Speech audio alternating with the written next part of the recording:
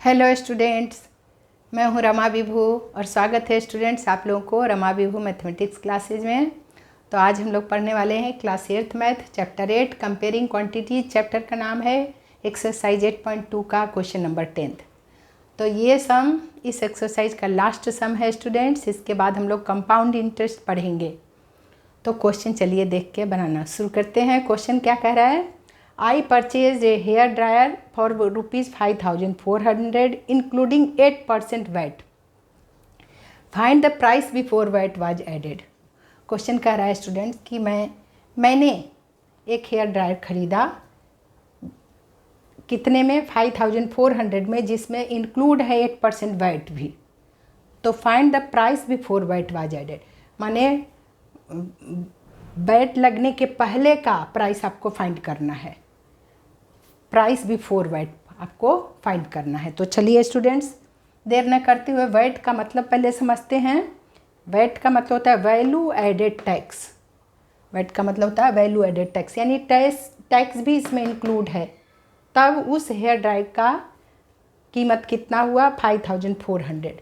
तो उसके पहले, बिना टैक्स के पहले उसका क्या प्राइस था, यही आपको मालूम करना है। तो चलिए स्टूडेंट्स यूनिटरी मेथड से बना लेते हैं। सबसे पहले देखिए वैट दे रखा है 8% गिवन है। तो यहाँ मान लेते हैं प्राइस बिफोर वैट क्या होता है? Let price before VAT, price before या विदाउट भी लिख सकते हैं। Price without VAT be rupees, इसको 100 मान लेते हैं स्टूडेंट्स, परसेंट को। Then price include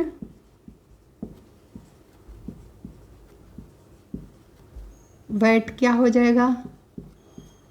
is equals to 100% में प्लस 8% है, यानी 100 + 8, यानी रुपीज 108 हो जाएगा। इंक्लूड होने पर 108 और पहले का 100 मान लिए। तो पहले का हमें मालूम करना है। Find the price before VAT, यानी पहले का मालूम करना है बिना टैक्स लगने के पहले का। तो इसको लास्ट में लिखेंगे और जो दे रखा है उसको पहले लिखेंगे। यही है, जो फाइंड करना होता है उसे इक्वल के बाद में लिखते हैं, यानी RHS में लिखते हैं। तो अब देखिए स्टूडेंट इंटर मेथड 3 स्टेप्स में बनाना शुरू करते हैं। सिंस लिखेंगे प्राइस इंक्लूड वैट, लिखिए इसको पहले लिखिए। लेट प्राइस इंक्लूड, इसी का वैल्यू दे रखा है देखिए रियल में, और ये मानने वाला है, मानने वाले को पहले लिखते हैं। Price include VAT be rupees 108। Then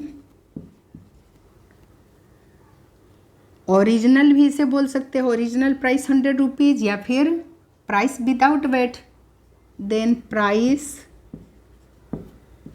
without या बिफोर भी लिख सकते हैं। Price before VAT is equals to rupees 100। हमें यही मालूम करना है, बिना टैक्स लगने के पहले वाला। टैक्स को इंक्लूड किया तो 108 एंड प्राइस बिफोर वैट 100, यही लिखना होगा। So therefore price include VAT भी 108 के जगह 1 लिखिए स्टूडेंट्स, 1 के लिए डिवाइड होता है। So then price before VAT क्या हो जाएगा? 100 अपॉन हो जाएगा 108। इसको इससे डिवाइड करते हैं 1 के लिए। So therefore price include VAT भी उस हेयर ड्रायर का दे रखा है, देखिए प्राइस इंक्लूड है इसमें, इंक्लूडिंग 8% इसमें है। सो 5,400 है। एक बार और लिख सकते हैं, ऐसा का मतलब है सेम लिख रही हूँ मैं, ठीक है स्टूडेंट्स। तो क्या हो जाएगा? प्राइस बिफोर क्या हो जाएगा इसका? तो कैलकुलेट कर देते हैं। 100/108 तो है ही एक के लिए, और ये एक से ज़्यादा है 5400, एक से ज़्यादा है तो एक से ज़्यादा के लिए क्या करेंगे, मल्टीप्लाई कर देंगे इस वैल्यू में। 5400 से मल्टीप्लाई होके इसका कर देते हैं सिंप्लीफाई। देखो स्टूडेंट्स, पहले दोनों को काटो, इवन नंबर है, ये 52 जा 100 और ये 54 2 जा 108। अब इससे ये कट जाएगा क्योंकि हम लोग यहाँ इंटरी मेथड का 3 स्टेप्स में बना रहे हैं। देखिए तो आराम से लिखिए, सामने सामने स्टूडेंट 5400 है तो इसके लिए सामने सामने लिखिए, और सिंप्लीफाई करने में यहाँ देखिए अब 54 से 54 कट गया 1 जा, और 2 जीरो है 2 जीरो लगा दीजिए।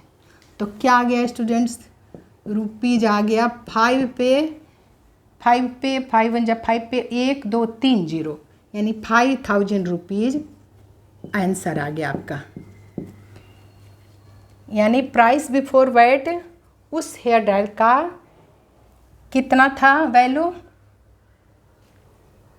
5000 था, और उसमें जब हम 8% वैट को इंक्लूड किए तब उसका हो गया था 5400। तो यही मालूम करना था, प्राइस बिफोर वैट उस हेयर ड्रायर का पहले का कीमत मालूम करना था, जो पहले का कीमत उसका 5000 था और 8% वैल्यू होने पर 5400 हो गया था। तो इंक्लूड वाला दे रखा था वैल्यू, और हमें पहले का निकालना था, तो पहले वाले जो निकालना होता है उसे फर्स्ट स्टेप में इंटरी मेथड में RHS के बाद लिखते हैं स्टूडेंट्स। तो यही आपको फाइंड करना था, इसे रिवाइज करिए स्टूडेंट्स। इसी के साथ आपका ये एक्सरसाइज ख़त्म हुआ। मिलते हैं अगले एक्सरसाइज के साथ।